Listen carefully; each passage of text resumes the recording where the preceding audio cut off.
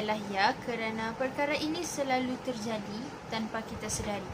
Contohnya, dengan meniru atau meminta jawapan dari rakan sekelas kita. Kita mestilah menanam rasa bertanggungjawab dalam diri supaya lebih matang. Kita perlu selesaikannya dengan sendiri tanpa perlu meniru orang lain. It's okay kalau mau bertanya macam mana daripada bertanya apa jawapan. Seterusnya, merendah-rendahkan kawan kita yang slow learner. Kita mestilah bagi sokongan kepada dorang, bantuan dari segi nota, pembelajaran. Kita tolong apa yang kita mampu, kita tolong apa yang kita dapat. Tidak perlu merendah-rendahkan mereka.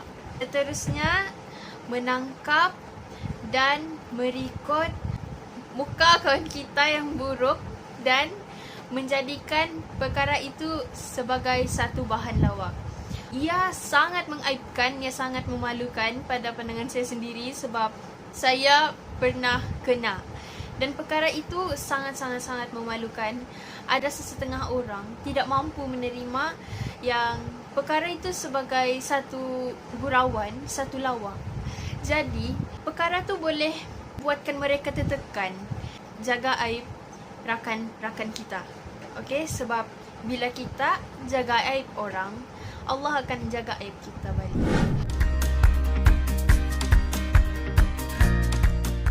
Bagi setengah pihak jawapannya ya, dan juga bagi setengah pihak jawapannya tidak.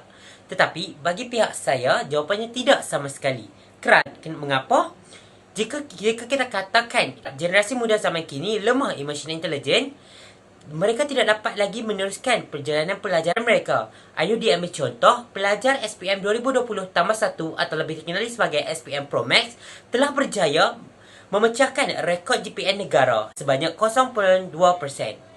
Hal ini telah membuktikan bahawa mereka tidak layak digelar sebagai emotional intelligence yang lemah. Standing in the eyes of the world. Lagu ini layak ditujukan kepada para pelajar SPM Pro Max. Kerana apa? Walaupun pelbagai masalah yang ditimpa oleh mereka, namun mereka masih lagi mampu memecahkan rekod GPA negara selama 5 tahun berturut-turut. Hal ini patut kita genggam dan sematkan di hati. Kita harus bangga walaupun PDPR berlangsung, namun cara pengawalan mental mereka adalah sangat baik. Sebenarnya, ketika PDPR berlangsung inilah, para pelajar dapat membuat refleksi diri mereka sendiri, melihat di manakah cacat celah mereka, di manakah kesalahan dan di manakah kekurangan mereka. Hal ini menyebabkan sifat-sifat dalam diri para pelajar dapat ditingkatkan, semangat mereka dapat diasah untuk menjadikan satu pelajar yang cemerlang di dunia dan di akhirat, insya-Allah. Selain itu, sifat empati dalam diri para pelajar dapat ditingkatkan dengan cara para pelajar melihat betapa peritnya kehidupan kanak-kanak mereka di seluruh negara.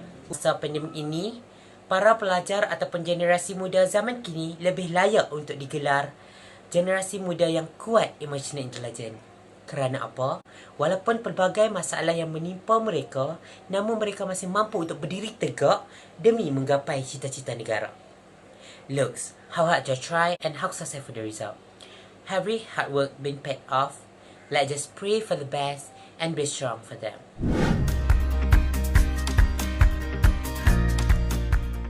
Okay, jadi especially time pandemic COVID-19 ini, kita boleh dapatkan sokongan mental daripada orang terdekat kita, orang yang berada di sekeliling kita. Contohnya ialah ahli keluarga kita, parents kita, adik-beradik kita. Kita boleh luahkan masalah kita kepada mereka dan cari penyelesaian itu bersama-sama.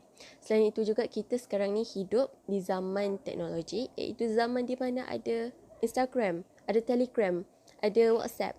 Jadi kita boleh je terus PM kita punya guru-guru, kita boleh terus luahkan kepada kawan-kawan kita, sebab kawan-kawan kita ni adalah orang yang turut mengalami fasa kematangan yang kita sendiri alami juga. Jadi mereka faham perasaan dan emosi kita. Selain itu juga, untuk pelajar-pelajar yang mencari sokongan mental, saya mencadangkan untuk melaksanakan gaya hidup yang sihat. Antaranya ialah makan makanan yang seimbang. Contohnya ialah suku-suku separuh. Sebab apabila kita makan makanan yang seimbang, kita punya badan akan jadi lebih sihat kerana cukup protein, cukup karbohidrat, cukup vitamin, dan juga kita punya mental juga akan jadi lebih stabil. Selain itu juga saya cadangkan untuk bersenam, kerana bersenam ini dapat mengeluarkan negative vibe dan juga dapat mengeluarkan hormon endorfin supaya badan kita jadi lebih gembira dan juga jadi lebih tenang. Di samping itu juga untuk mental, saya cadangkan untuk melakukan amal kebaikan seperti sedekah ataupun tolong orang yang kita lihat dalam kesusahan. Sebab bila kita bantu orang lain, orang tu akan gembira. Dan bila kita lihat orang tu gembira, kita pun akan turut serta gembira. Jadi what you give, it comes back. Okey, untuk yang beragama Islam, saya cadangkan supaya mendekatkan diri kepada Tuhan, luahkan semua perasaan dekat Tuhan, dan selain itu juga amalkan baca Quran, puasa sunat, berzikir, sebab ketenangan itu sendiri, kebahagiaan itu sendiri, kegembiraan itu sendiri datang daripada Allah Subhanahu Wa Taala.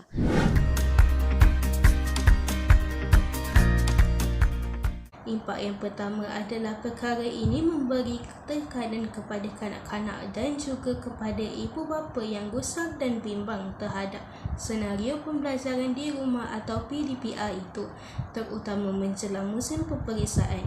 Selain itu, murid juga mengalami perubahan dari segi corak pergaulan mereka dengan rakan sebaya.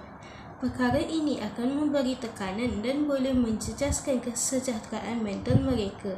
Kita dapat menyaksikan banyak isu yang timbul dari semasa ke semasa, seperti murid tidak mengikuti PDPR atas kekangan masa dan kemudahan internet seperti capaian internet yang kuat dan peranti elektronik sendiri yang menyebabkan mereka terpaksa berkongsi alat peranti elektronik dengan ahli keluarga yang lain.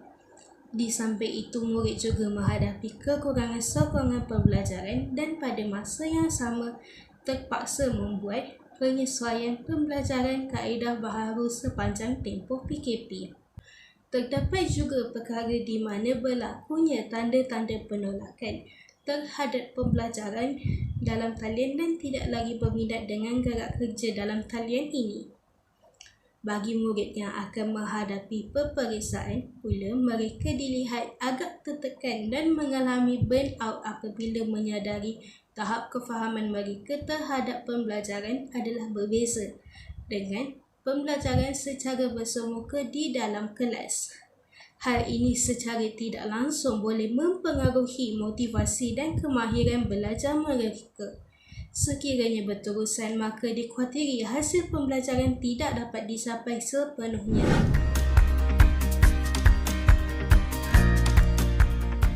Pada pendapat saya, PDPR telah memberi kesan yang lebih kepada sesetengah pelajar kerana mereka mempunyai pelbagai masalah.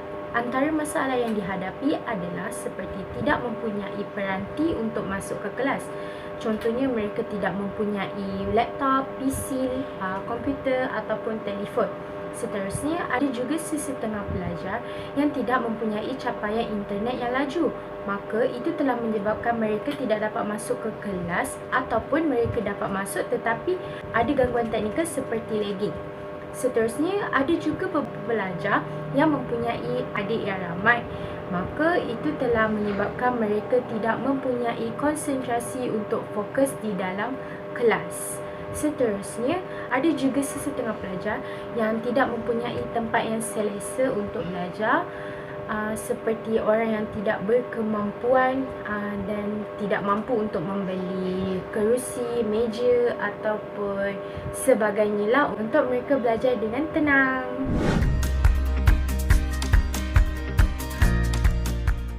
Jawapan yang dapat saya rangkumkan di sini adalah yang pertama, para pelajar kurang bersosialisasi di antara satu sama lain. Hal ini menyebabkan para pelajar yang mempunyai masalah tidak dapat meluahkan rasa sakit mereka kepada rakan ataupun orang yang mereka percayai kerana mereka tidak dapat berhubung secara langsung. Yang kedua, di mana mereka tidak dapat keluar daripada rumah dan hanya duduk dalam rumah. Hal ini dapat memburukkan kesihatan mental pelajar adalah kerana mereka tidak dapat menikmati udara-udara segar di luar sana dan juga mereka tidak dapat mereliefkan stres mereka. Hal ini menyebabkan kesihatan mental pelajar tersekat di dalam satu bahagian dan tidak dapat dikeluarkan dengan cara yang selamat. Yang terakhir iaitu yang ketiga adalah PDPR Effect the Slow Learner. Maksudnya macam PDPR ni dia kan susah untuk faham. So macam mereka-mereka yang macam lambat untuk memahami benda tu, mereka akan efek yang besar kepada mereka. Sebab PDPR ni bukan senang tau. Tambah-tambahan guru-guru yang sudah berumur dan mereka tidak mempunyai pengalaman dalam pembelajaran atas talian. So mereka akan ajar secara normal, dan secara normal tu kita para pelajar yang tak dapat faham, dia susah akan faham. Dia susah nak faham. So benda tu kalau tak boleh adapt memang susah. So benda ni yang boleh kata benda ni efek keburukan mental pelajar ni adalah kerana sebab apabila macam benda ni mereka tak dapat, mereka akan mudah give up. Bila mereka give up, hantau lah kan. Bila mereka mudah give up ni, mereka akan macam, oh tak apalah, dah tak ada apa dah nak jadi dalam dunia aku. Aku ni hidup aku memang sampai sini je. Mereka akan jadi macam tu. So kita tak mau benda tu berlaku. Benda kita dapat elakkan dengan para pelajar. Oh, oh.